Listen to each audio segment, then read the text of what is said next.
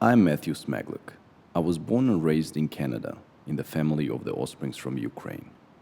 I was filming in North America, Western Europe, and even in Africa. My documentary films received prizes that were discussed in the press, but overall, I'm quite an average director. Well, I'm definitely far away up to Werner Herzog. And somehow, after traveling worldwide for long, I never visited Ukraine, the country where my grandparents were born. The journey didn't turn out somehow because of the work or other priorities, important matters. I even seriously planned 2 trips to the historical homeland, but they also had to be cancelled. I don't even remember why. In general, as I thought Ukraine will not disappear, I'll go and see this country next time, which of I heard so much about as a child.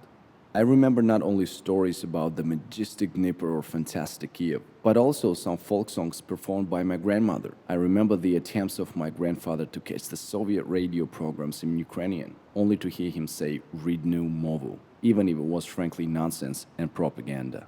Unfortunately, I came to Ukraine only recently, when only the territory has remained from the country itself. After all, Ukrainians finally received open borders and had departed all over the world.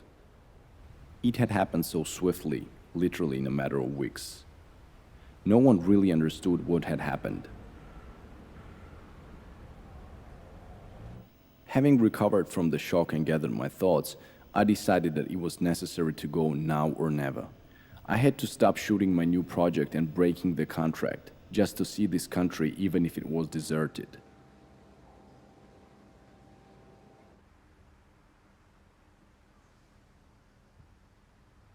Taking with me the fearless Ben Thompson, my friend and the wonderful operator, and the minimum equipment for filming. I went to Ukraine to do this film and try to find at least one of the 40 million country inhabitants that have left.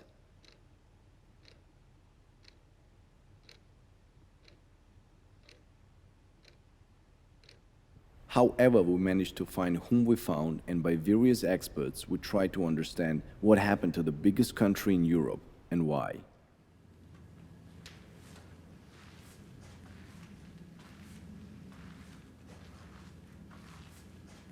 Мне раз 300, наверное, задавали вопрос по поводу того, почему я осталась в Украине. Буквально сегодня писал американец в Фейсбуке.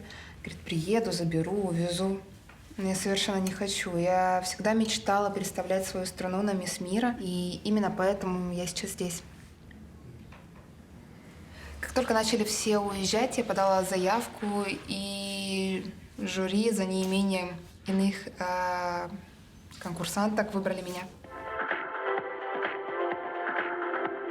Мои родители, конечно, были против. Они уехали в Италию, но я настояла на своем, я осталась здесь.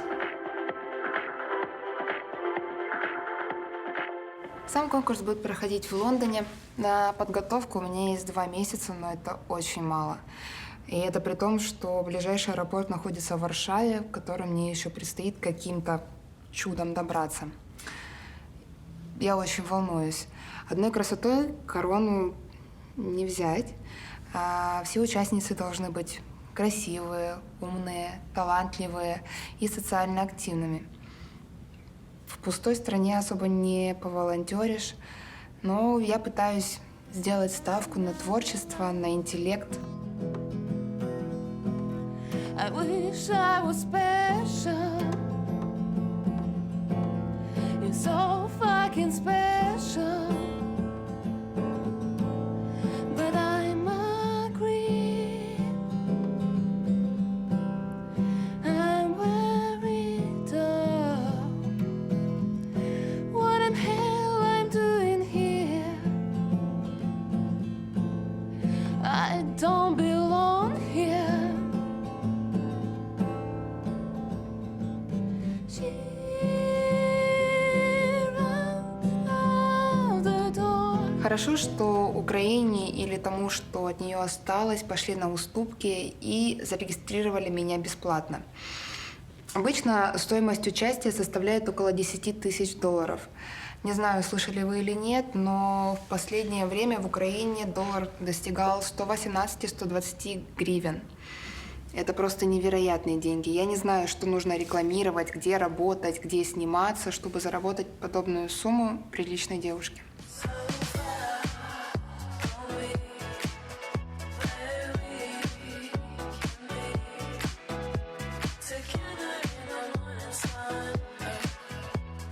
Зато сейчас у меня есть возможность подготовиться к конкурсу, мне ничего не отвлекает. После него, конечно, уеду. Победителю оплачивают квартиру в Лондоне целый год. Если же нет, поеду к родителям. Или же все-таки закончу университет, который не удалось закончить здесь. Преподы разъехались. Я не хочу, чтобы меня называли тупой моделью. Не знаю, в будущем запущу свою марку одежды, аксессуаров.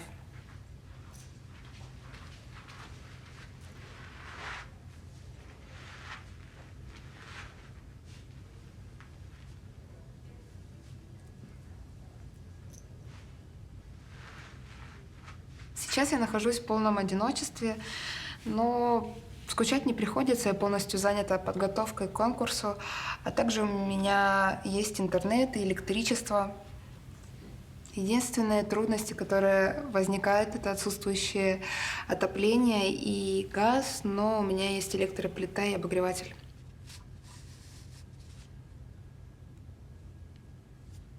Недавно читала, что ООН выдала распоряжение о том, что для людей, которые остались в Украине, должно хотя бы по расписанию предоставляться вода и электричество. И еще даже слышала, что на вертолетах должны поставляться какие-то продукты, хотя зачем? В магазинах и так их полным-полно, особенно в больших городах. Ну, мне так точно запаса хватит до конкурса.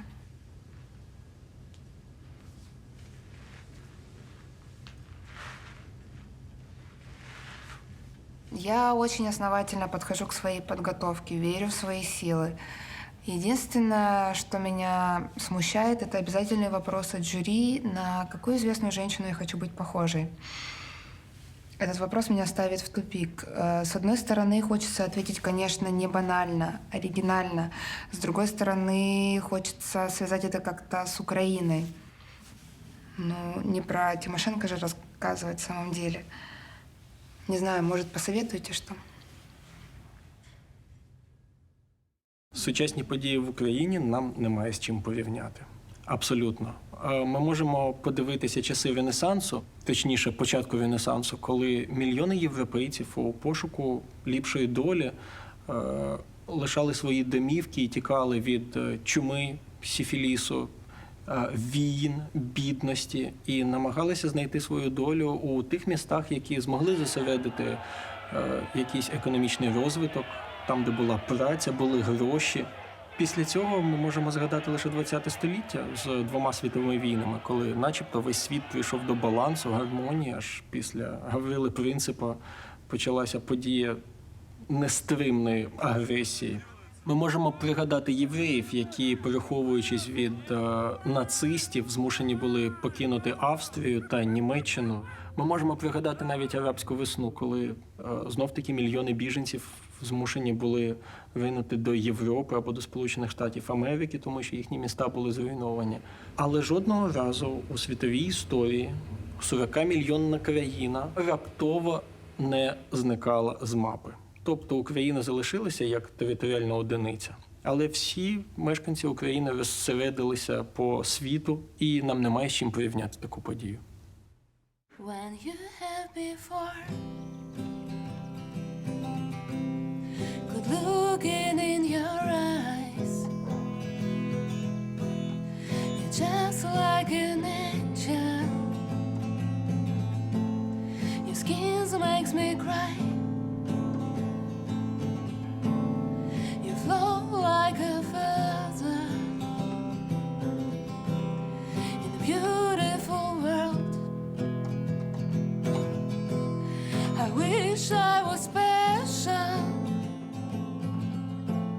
You're so fucking special. Звісно, обіймаючи посаду, я і гадки не мав, що я буду останнім президентом цієї країни. Разом із командою я щиро намагався працювати ефективно і давати раду цій країні. Не вийшло. Із того, що робили, як у нас прийнято казати, попередники, від яких я отримав країну злиденною і єдиною лише на папері, я залишив у своїй політиці лише одне – курс на зближення із сусідами. І, до речі, як західними, так і східними, бо безглуздо назовсім переривати зв'язки із тими, з ким живеш разом. Ну, не разом, так поруч. Навіть якщо при владі там агресор. Коли ми відкривали кордони, то не думали, що все обернеться так. Ну, гаразд, вийде мільйон, 2 мільйони із 40 мільйонної країни, це не так уже й багато. Зрештою, балтійці їздять на заробітки до Скандинавії, поляки до німців, чехи, до речі, теж до німців, а поляки ще й до Британії. Ну, це нормально, ну так ведеться в Європі, так ведеться в нинішньому світі. Але до чого ж треба було довести народ, щоб усі отак рвонули?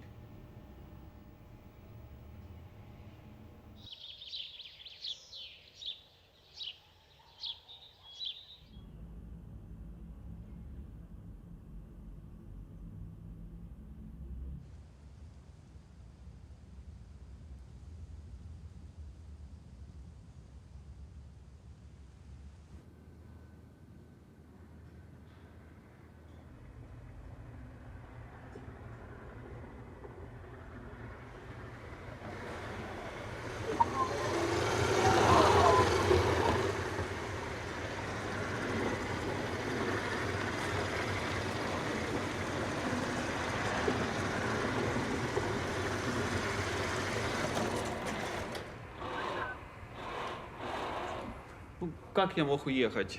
У меня сейчас открылись такие возможности, которых не было ни у одного инженера. Я смогу заниматься именно тем, о чем всю жизнь мечтал. До этого я ведь проектировал различные транспортные средства, а мечтал о роботах, о СУИ, сверхумном искусственном интеллекте. Пятерик, сейчас научишься. Вот так. Молодец. Да, именно. Когда люди начали переезжать, я молил Бога, хоть его и не существует, чтобы меня оставили. Меня многие уговаривали, но тем не менее я настоял, остался. Когда переезжал завод, вывозили много оборудования, материалы, часть порезали на металлолом, но часть мне удалось сохранить. В принципе, этого мне должно быть достаточно для создания новых роботов. Потом левая. Молодец. Теперь опять правая. Теперь левая. А теперь стоим себе ровненько. Ну, вы только представьте, самое большое государство в Европе будут заселять роботы. Такого еще не было нигде в мире, и не факт, что где-то может быть. Если бы вы знали только, как мне завидуют ученые в Европе, в Америке или в Японии, им приходится разрабатывать как-то в тайне это, они некоторые вещи скрывают. Ну, люди ведь протестуют, многие боятся, что роботы отнимут у них работу, боятся войны с ними. Почему-то считают, что у роботов может возникнуть желание захватить человечество. Ну, конечно, это глупость. Роботы милейшие существа. Не поломался ты? Отлично. Работает. И ты привет. Наше предприятие в основном делало различные транспортные средства, прицепы, вездеходы. Конечно, были и перспективные разработки. Если бы во время войны нам поступили заказы на перспективную технику, у нас практически был готов умный танк, были наработки по летающим ранцам, как у Джеймса Бонда. Даже можно было запустить киберсолдат, но никакого заказа не последовало. А с этой армией можно было восстановить территориальную целостность, я думаю, что за пару месяцев.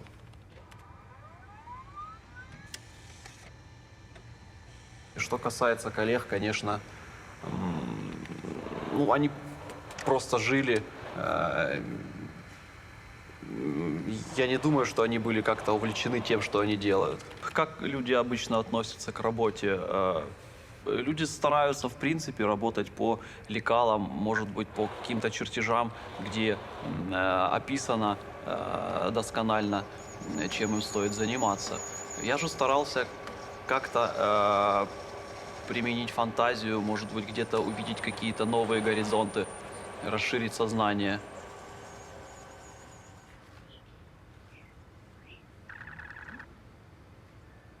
В одиночку, конечно, будет сложнее, не будет какой-то помощи, но с другой стороны это, наверное, даже лучше, потому что никто не мешает. Я ничем другим не отвлекаюсь и могу заниматься по полной своим любимым делом. Хочу первого робота назвать Днепровский промень, РП. Вдохновлялся я классической кинофантастикой, может быть, знаете, из «Звездных войн» R2-D2. Вот, думаю, что он будет чем-то похож на него. Да, я думаю, что, в принципе, в мире же очень много фанатов этих фильмов, и в скором будущем, я надеюсь, что им не придется пересматривать классику или глупые ремейки. Можно будет просто приехать в Украину и посмотреть, как живет первая в мире страна, населенная роботами. Украина будет с роботами. Украина будет с роботами. Украина будет с роботами. Это просто возмутительно. В одной такой стране, как Украина,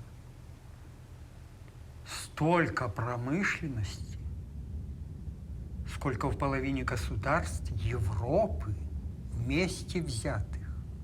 И побросали все. Пусть гниет, ржавеет, не мое, не жалко. Помимо материального фактора нельзя не брать в расчет экологический. Даже без Чернобыля в Украине хватало опасных объектов. Одних только атомных станций 4. Позакрывали абы как, не загерметизировали толком, оставили в полурабочем состоянии. А гидростанции, а плотины, их работу, если не контролировать, не только в Закарпатье, где это часто природное явление в силу рельефа, почти во всех крупных городах начнутся потопы, разливы рек. Гидростанции и плотины требуют постоянного контроля. Шахты тоже нельзя отбрасывать. Воду подземную кто откачивать будет? Опорные сооружения строить – это же каждодневный процесс. Или вы хотите, чтобы на месте Донбасса буквально через несколько лет оказалась дыра размером с Нидерланды? Оно так и будет. Земля ведь проседает. Города в прямом смысле слова проваливаются.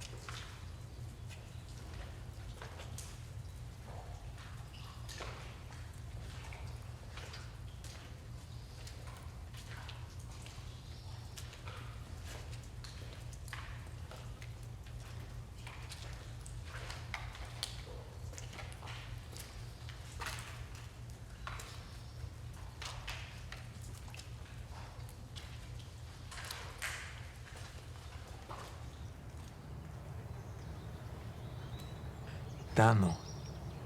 Как это их тут не осталось? По любасу дохерища еще. Или ты думаешь, мы их там всех перебили в аэропорту или котлах? Бендеровцев этих сраных. Да тут они, гады. Затаились. Ничего, я их достану. Нутром чую, полно еще тут укров. Не могли они все уехать. Ну сам подумай, кому они там нужны в Европе этой? Или пиндосам? Туалеты, что ли, мыть? Или за стариками убирать? Эти дебилы им здесь были нужны как рабы, чтобы за доллары гнить и уголем добывать газ.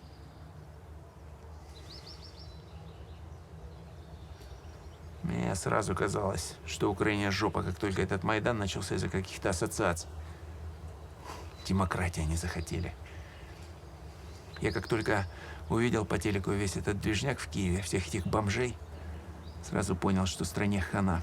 Тем более, когда власти зассали разогнать весь этот цирк.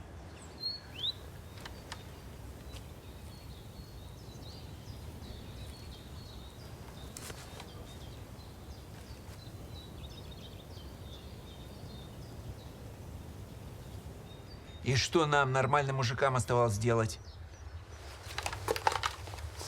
Правильно. Оружие в руки и вперед. Защищать Донбасс от нациков и америкосов. От этого долбаного Майдана. Хотя видишь, как оно все вышло. Донбасс, походу, никому и не нужен оказался. Все уехали. Хорошо, что почти все к братьям в Россию. Мои пацаны с ополчения тоже сейчас там. Созваниваемся периодически. Говорят, ну когда, мол, ты к нам? Тут все нормально. Выборы как выборы, никто не протестует. Экономика стабильная. История какая. Одни победы.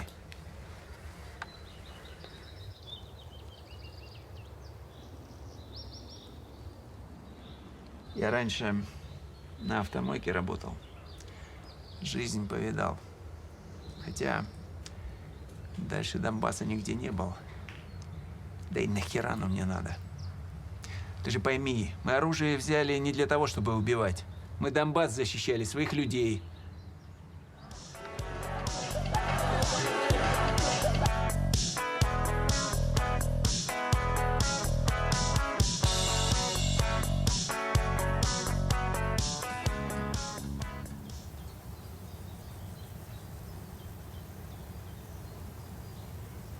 Оно ведь как было? Собрались там в Киеве бомжи, компьютерщики и геи и решили, что президент у нас плохой, его надо менять. И вообще рабами становиться и с америкосами этими дружить. Ну, президент, может, у нас и не самый лучший был, но зато свой, из Донбасса. Ну ладно бы они его на кого-то другого хотели поменять, с нами бы посоветовались. Так нет, им это гейропа. Что поставило, того и приняли. Лезут они со своими советами. Достали. Нам поэтому Союз больше нравится. Хотелось бы туда вернуться. Деды всегда пиндосов могли на место поставить. Так что я рад, что люди с Востока в Россию уехали. Там власть. Рука сильная чувствуется. Там душевно все. Не зря же говорят, особенный путь. Без геев, церкви нормальные, люди добрые. Все мы русские. А то, что все эти западники сбежали, так я все равно не верю, что их всех взяли. Где вы, укры? Сука.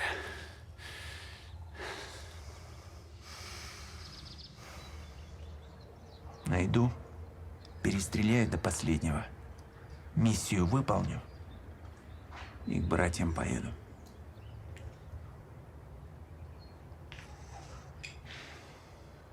Хотя странно, чего они сейчас Донбасс к себе не присоединят, а?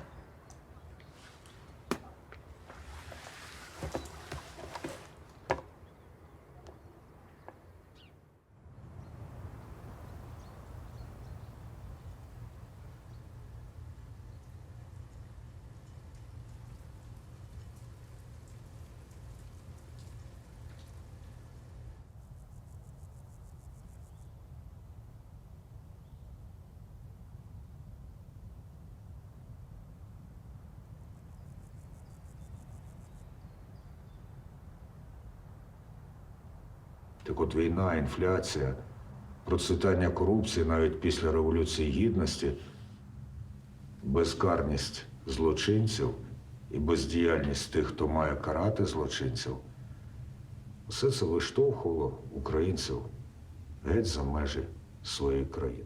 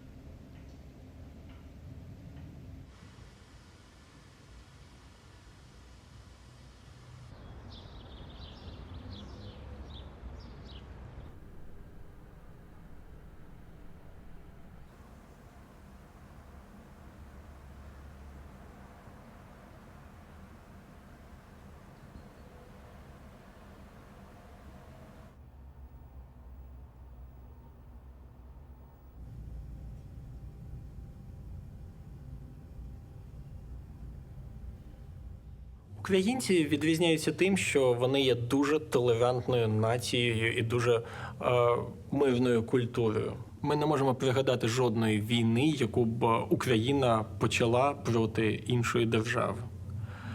Приблизно так само пацифістично українці проводять себе і у інших державах. Українці не схильні будувати якісь закриті комуни, малу Україну, малий Львів, малий Харків на теренах інших держав. Ні, навпаки, українці дуже люблять поєднуватися з іншими культурами, заводити родинні зв'язки з представниками інших націй, рас.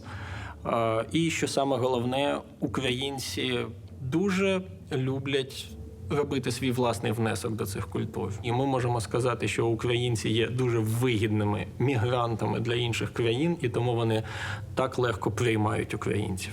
Если я буду покупать дом, я могу даже сейчас купить дом уже. Ну, в смысле, платить я буду там $300 в месяц, у меня будет свой дом, 2-3 комнаты. Ну да. Смотри, как мотоцикл.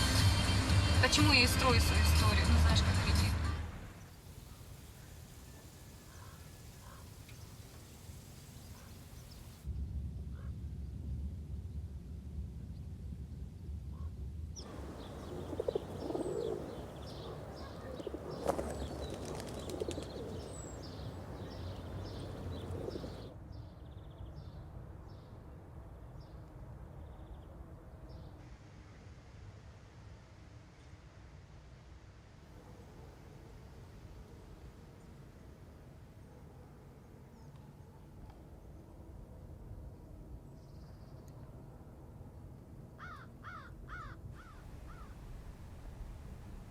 Я в Украине уже 10 лет.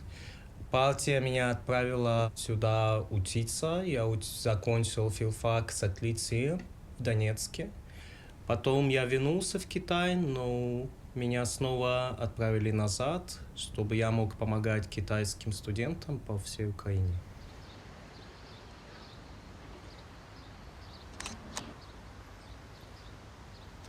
Я жил в Донецке, помогал китайским студентам до тех пор, пока не началась война.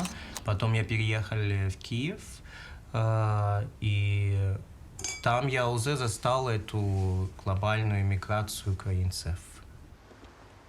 Все уехали из Украины, и украинцы, и китайцы, но партия посчитала, что я очень толковый специалист, и меня оставили тут, чтобы я мог исследовать эту страну на предмет ее пригодности для жизни китайцев тут. Китайцы посчитали, что Украина проклятая. Китайцы очень суеверные. Партия оставила меня для того, чтобы я мог убедиться, что в этой стране все хорошо, и тут можно жить, что тут нет проклятий, и здесь нет злых духов. Все эти суеверия — это пережиток прошлого, и с ними коммунизм не построишь. Ой, вырежьте это.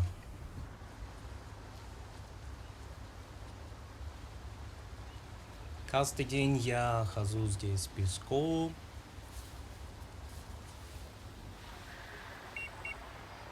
Я замеряю уровень радиации, я беру пробы почвы, воды.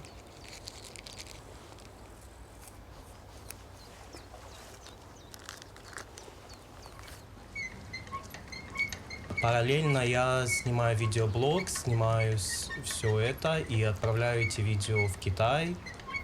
Над Украиной летает современный китайский спутник, благодаря чему у меня есть скоростной интернет.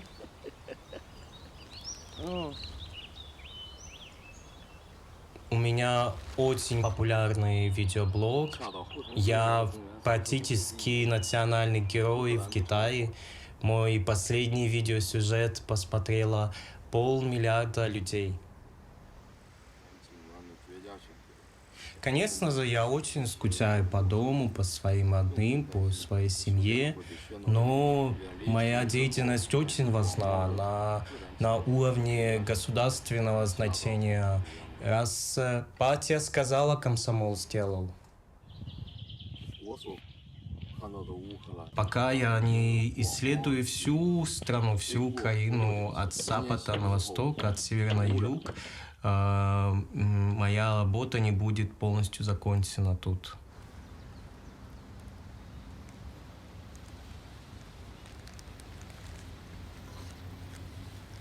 Я должен убедиться и убедить своих соотечественников, что эта страна пригодна для жизни, что здесь все хорошо, и тогда партия сможет переселять китайцев из самого Китая и из других стран, потому что китайцев сейчас везде очень много, вы, наверное, знаете, и в самом Китае нам уже очень тесно, и, возможно, мы скоро начнем умирать с голоду, потому что заканчиваются ресурсы, продукты, а тут всего вдосталь, тут есть и ресурсы, и полезные ископаемые, тут есть моря, горы, животные. Единственное, о чем я сожалею, что из Украины также эмигрировали, уехали украинские женщины, они очень красивые, и мы могли бы вместе с ними, возможно, создать новую китайско-украинскую нацию, но раз им земля не нужна, значит, она нужна нам, и китайские женщины тоже ничего. Ну нет выхода. Нужно возвращаться. Нельзя же просто взять и нажать, скажем, выкл и помахать ручкой. Тем более, если это правда, то, что говорят, будто в Украине еще люди какие-то остались. Но кто их знает? Что у них в голове? Да, говорят, ООН какие-то комиссии международные будет создавать, и они возьмут все это под свою ответственность. И в Украину приедут. Приедут специалисты. Но вы же знаете, как долго эти бюрократы запрягают. Когда они всерьез приступят к работе, может быть поздно. То, что произошло в Украине, это бегство ее граждан при полном попустительстве властей, преступление с их стороны. Запомните мои слова. Що його було робити? Як спробувати переконати залишатися в своїй країні? Напевне, одна з причин, чи не головна, тому що не було у нас національної ідеї чи національної мрії. Ні, національна мрія лунає погано, національної ідеї чи української мрії. Втім, мрія була. Це наш величезний вантажний літак. І ми час від часу починали пишатися тим, що ми зробили щось найбільше, щось найглибше, щось найдовше. не було тільки найефективнішого. Хоча ефективно, як і раніше, працювали олігархи.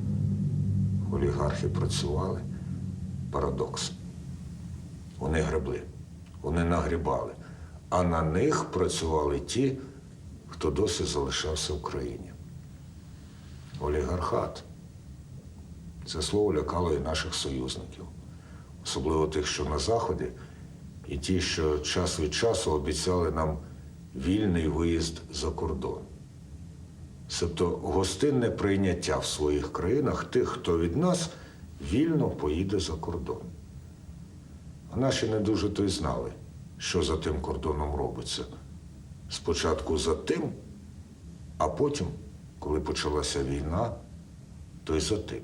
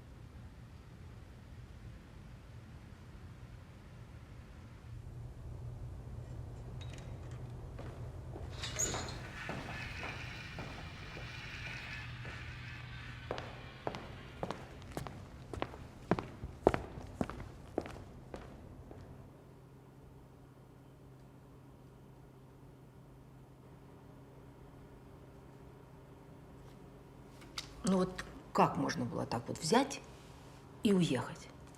И все бросить? Тоже мне умники нашлись. А народное добро, ну что, вот на дороге должно валяться? Вот они сейчас по заграницам, по курортам поездят, потом профукают все денежки, и что? И назад, домой вернуться. А тут бардак. Вот так, как всегда у нас. Ну и что ж, потом начнут доказывать, где чье, на каком месте лежало. Начнутся переделы, разборки, кровь. Вот поэтому я тут и нахожусь. Ну, должен же кто-то учет всему этому вести. Всему, что осталось в стране.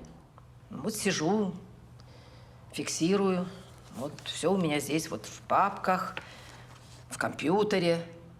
Кстати, освоила. Ну, руки, конечно, меньше устают, зато глазам вредно. Но это на благо Родины. Так что можно и потерпеть. Я вот сейчас вот один город описываю. Вот. Этот опишу, а потом поеду в другой. Вот такие вот дела.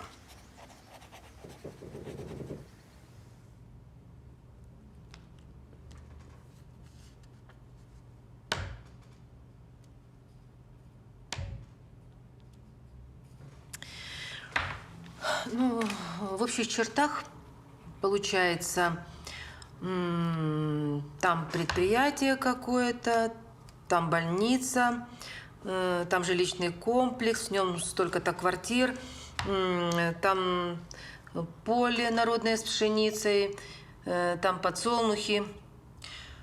Ну, сложно, конечно, ну а как же вот без бумажек и учета?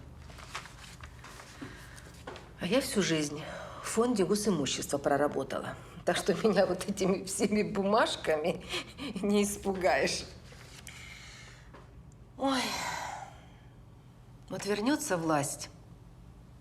А как же ты без власти? Чиновники приедут, милиция заработает, а я им свою опись. Не, ну, конечно, я все описать не успею. Но это же вам не Бельгия какая-то, все-таки самая большая страна в Европе. Так все побросали, покидали, безобразие какое-то. Почему не уехала? Да что я там не видела в заграницах? Я в молодости в Болгарии была. И все хуже, чем у нас. И я не думаю, что сейчас что-нибудь изменилось. Мои-то все уехали. Меня почему-то чокнутой считают. Сын все время на электронную почту пишет. Мол, мама, давай к нам. А я почему-то никогда эту заграницу и не любила.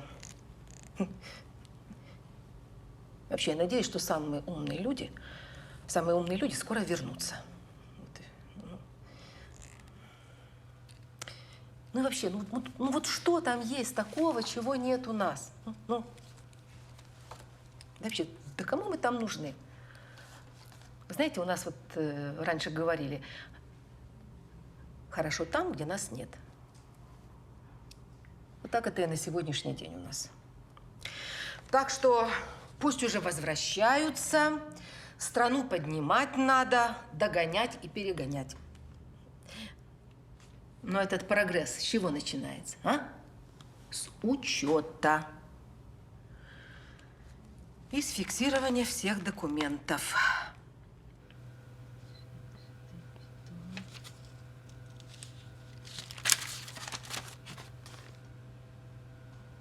И вообще лучше всего, чтобы было как при коммунистах.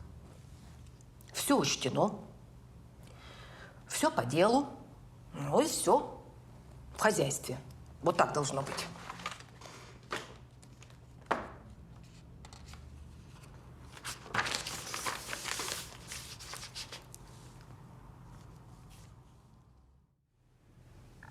А вообще я вам скажу, эта ситуация подтвердила, что украинцы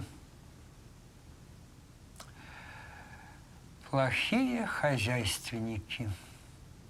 Реформы, декоммунизации, западный выбор – это все пустые слова. Всем этим реформаторам советская власть была плохой. Но это же при ней, между прочим, построили все это добро. Мало того, что сами ничего нового не сделали за все годы незалежности, так еще так по-варварски бросили все. Українці роз'їхалися по всьому світу. Сьогодні ми можемо пригадати навіть більш екзотичні країни, такі як Австралія, Нова Зеландія, а навіть африканські країни, де намагаються знайти своє життя, спокій українці. І сьогодні ми не можемо сказати про те, що вихідці з України поїхали у якомусь певному напрямку. Українців ви можете знайти будь-де. Ви можете знайти українців у Африці, ви можете знайти українців у Латинській Америці, де навіть у Бразилії є цілі села, які намагаються зберігати українську культуру. І також велика діаспора є напрочуд дивно у Австралії і у Новій Зеландії. Наукове товариство дуже зацікавлено тим, що відбувається сьогодні з українцями. Адже, повторююся, нам немає з чим порівнювати таке масштабне переселення.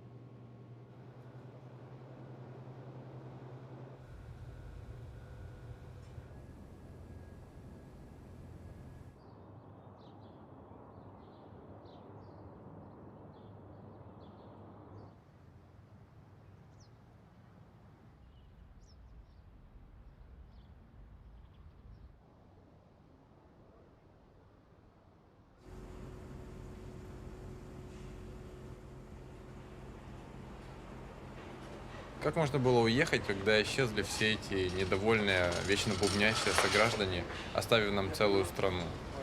Ну, я понимаю, там поехать, посмотреть, поучиться, но так, чтобы раз «Привет, моя новая родина», это точно не про нас.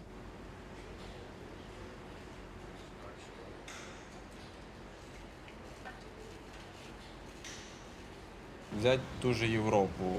Да, круто, красиво, чисто, но вы знаете, какие там права у неевропейцев?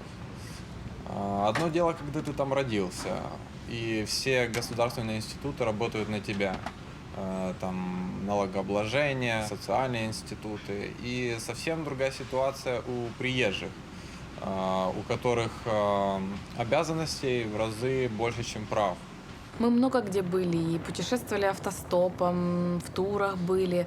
Одно время мы даже жили в Чехии где-то полгода, но мы решили там не оставаться, потому что туризм — это одно, а реальная жизнь — это совсем другое. И никто за тебя не решит твои трудности ни в нашей стране, ни в более развитых странах, тем более в более развитых странах, потому что там совсем другие обычаи, другой менталитет и другие порядки, и мы к ним не привыкли. Такая арабка. Арабка.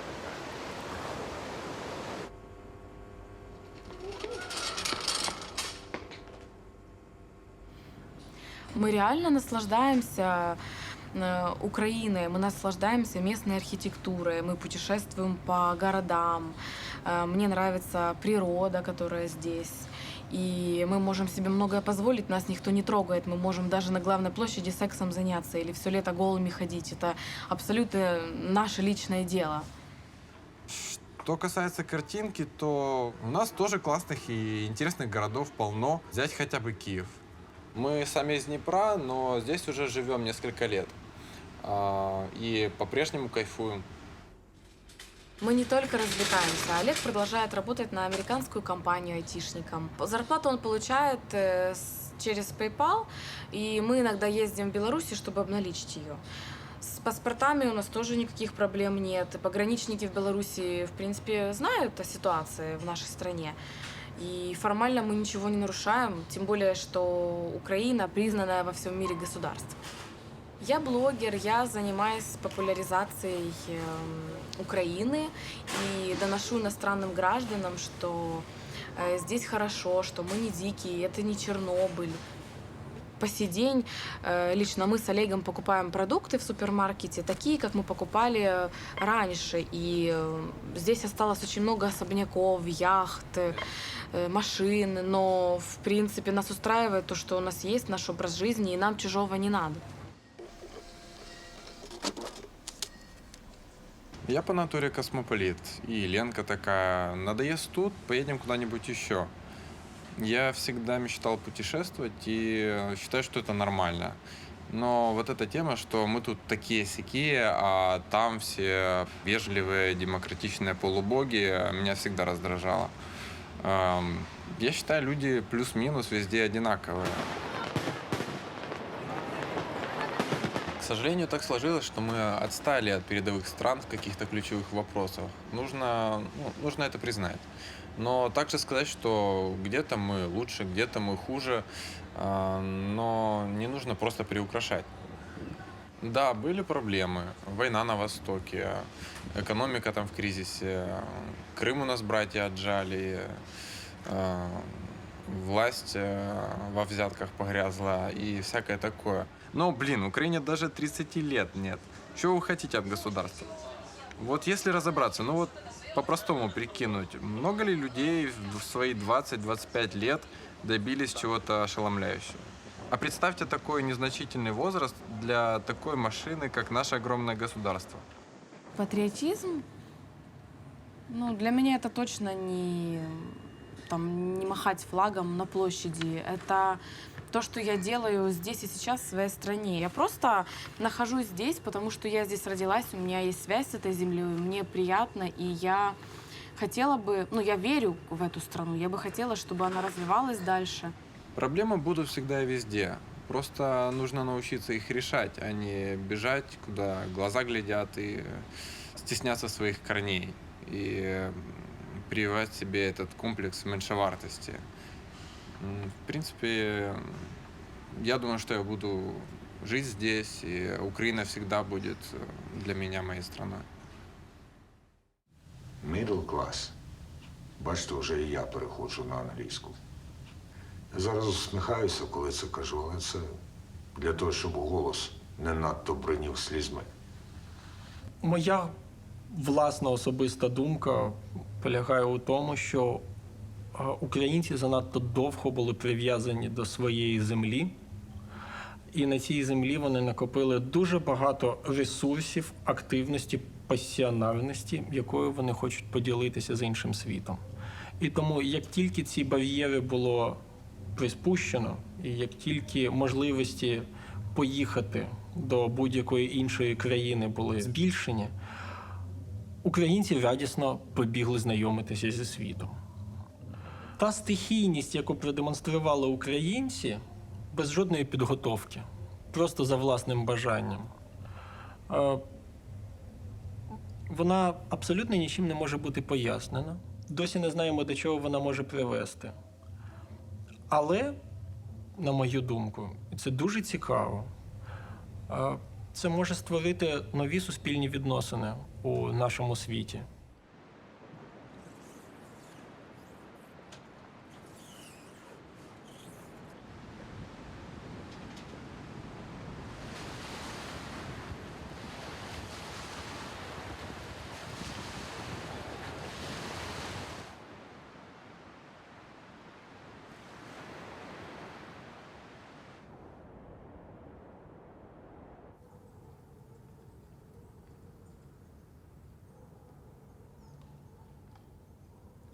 Вот мы, научные работники, построившие Советский Союз, всю его передовую промышленность. Сейчас-то нас, конечно, никто в расчет не берет, но мы бьем тревогу. Как так можно было все оставить и уехать? Надо срочно созывать конгрессы, привлекать лучшие умы планеты и как-то решать все эти проблемы. Иначе Европа и весь мир поймут, что Чернобыль – это еще цветочки.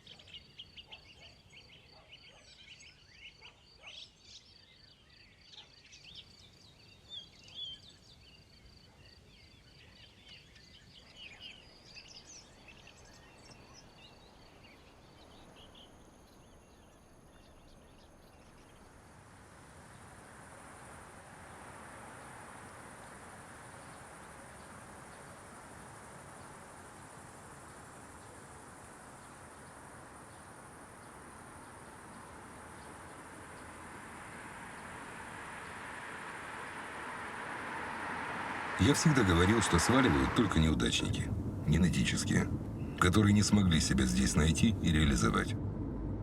Думаете, там им это удастся? Не верю.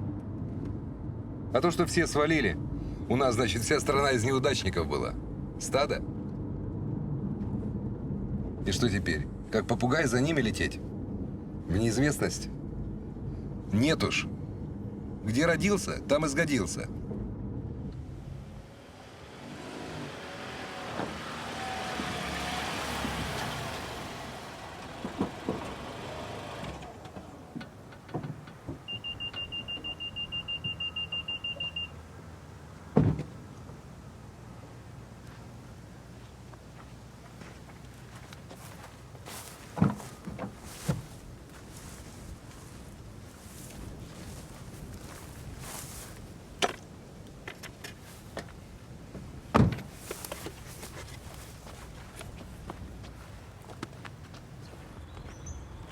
У меня раньше все хорошо было. И бизнес как-то развивался. Да, в 90-е потрепало, конечно. Но это тоже опыт. Вот занимался приемкой металла. Нормально так, потихонечку росли. А среди бомжей ханы, уважаемый человек. А теперь что? Ни металла, да и ни бомжей, ни ханы уже вообще не осталось. Да никого не осталось. Так как же без обозначений? Мало ли кто здесь будет шляться. А так увидят табличку и поймут, все, здесь есть хозяин. Вот я так и езжу практически с самого начала побега моих добрых соотечественников. Езжу и расставляю таблички. Мои практически уже 3 области. Винницкая, Хмельницкая, Черкасская. Прикинь, ни души там нет, вообще никого.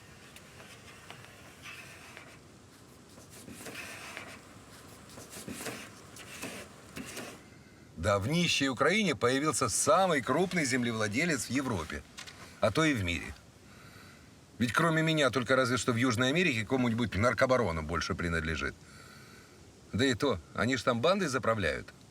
А я сам себе хозяин. А впереди-то еще куча областей.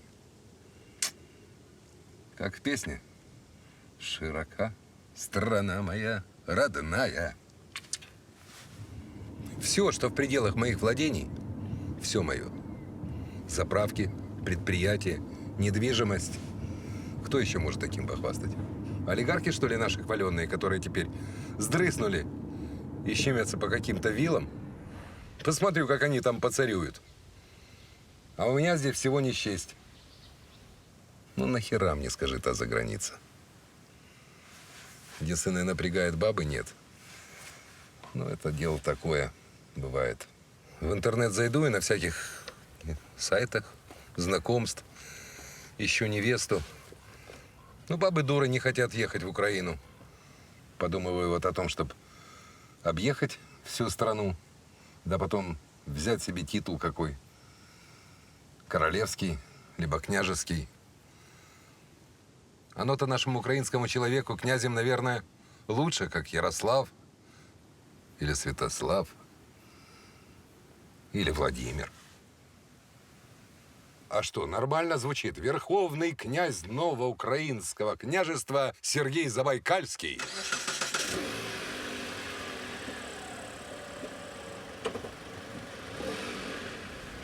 Конечно, надо будет разрулить с теми, кто здесь остался. Я ж по-мирному хочу. Предложу им всем стать гражданами новой страны. Тем более там и женщины тоже есть. Бедности теперь не будет. Нищеты тоже. Будем плодиться, размножаться. Дам каждому по городу. Пусть работают. И вот из нас, из настоящих патриотов, и пойдет новый украинский род. Чистый. А что толку орать славу Украине и бегать в футболках с трезубом на фоне Эйфелевой башни? Вот где, скажи, где те, кто сбегал в футболках с трезубом и орал? А? В общем, ну их. Тут работы навалом. Вот буду законы принимать. Прогрессивные, современные, справедливые. Формировать, как говорится, позитивный имидж государства. К нам еще потом все захотят приехать. Вот посмотришь. А европейцам из принципа визы по 35 євро влуплю. Я вважаю, що якби люди не трималися свого минулого, і якби вони не вважали, що те, що їм належить, це виключно територія, і вони більше трималися або ідей, знань, думок, то, по-перше, світ би був кращим і він би був позбавлений насильства, а по-друге, ми б не мали ділити території на свої та чужі.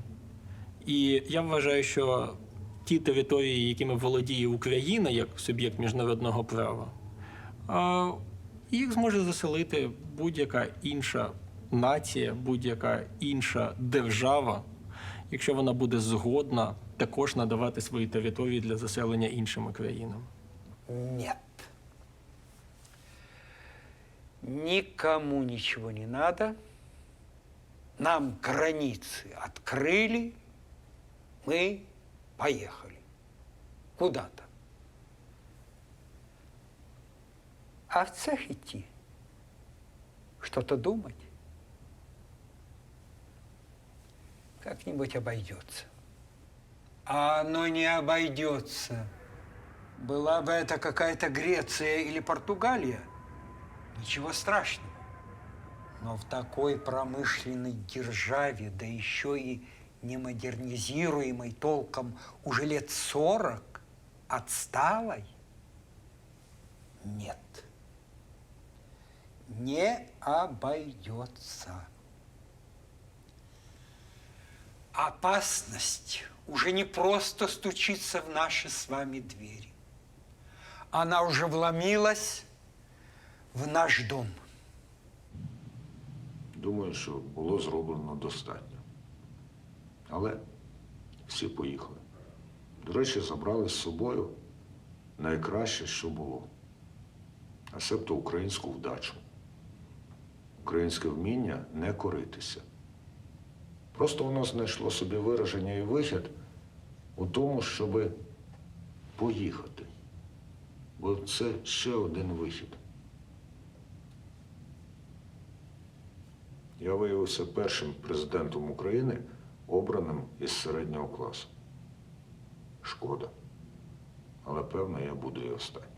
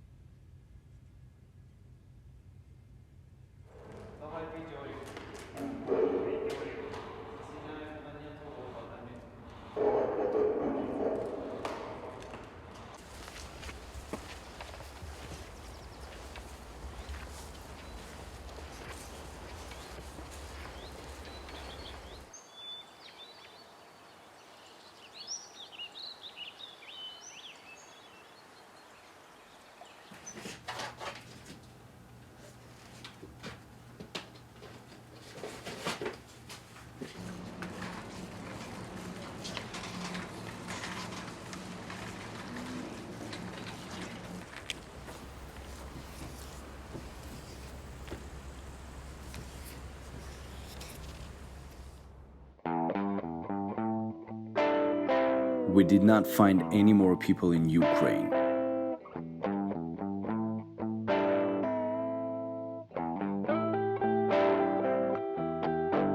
Сумно, сумно аж за край. Не дивись на мене, грай, музико, грай. Зимно, зимно на душі. Забирай, що хочеш, тільки залиши.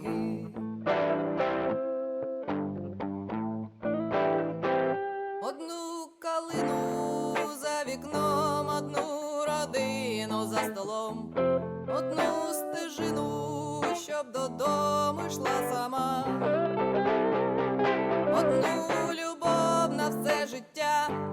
When I look at these empty cities and villages, the beautiful nature and abandoned property, where only 8 people have stayed, makes it so hard to believe that only recently this place was fulfilled with life, with its happy and sad moments, victories and defeats, joy and sorrow, just like in any other country.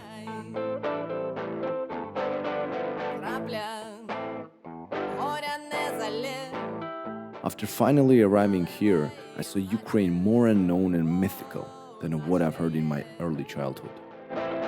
Одна калина за вікном, одна родина за столом, одна стежина, щоб додому йшла сама. Surprisingly, this expedition and film didn't give me the answers I've been seeking for, and the main question still remains. Are those Ukrainians that had left the country happy? But this is absolutely a different story.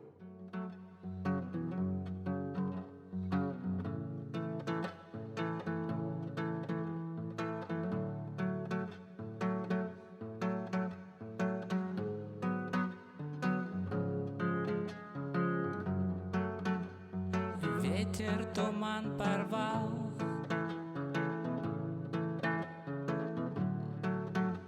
солнце сквозь щеки туч. Здравствуй, мой Бангладеш,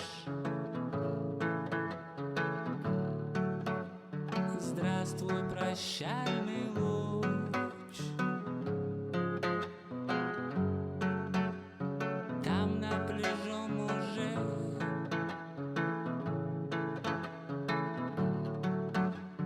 пятку мне дал, хочешь? И на руке возник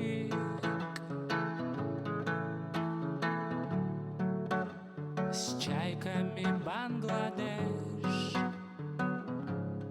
Бангладеш, Бангладеш, значит опять домой.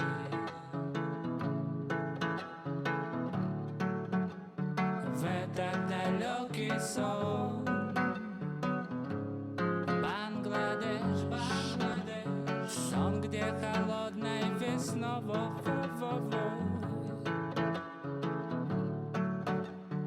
я как пацан влюблен. Бангладеш, Бангладеш, значит опять домой. В этот далекий сон.